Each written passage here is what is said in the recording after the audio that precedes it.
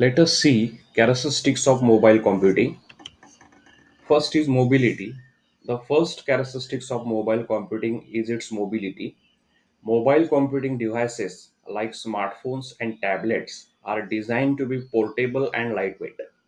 They allow us to carry our digital world with us wherever we go.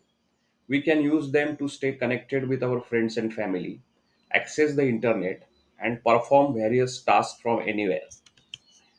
Portability. Mobile devices are compact and can be easily carried in our pockets or bags. They have a long battery life, which means we can use them for an extended period without the need for a power source. Connectivity. Mobile devices are designed to be connected to the internet, either through Wi Fi or cellular networks. This means we can access the internet and communicate with anyone from anywhere as long as we have an internet connection. Flexibility. Mobile devices can perform various tasks from simple communication to complex operations like editing documents or creating multimedia content. They have a wide range of applications and can be customized to suit individual preferences. Multitasking.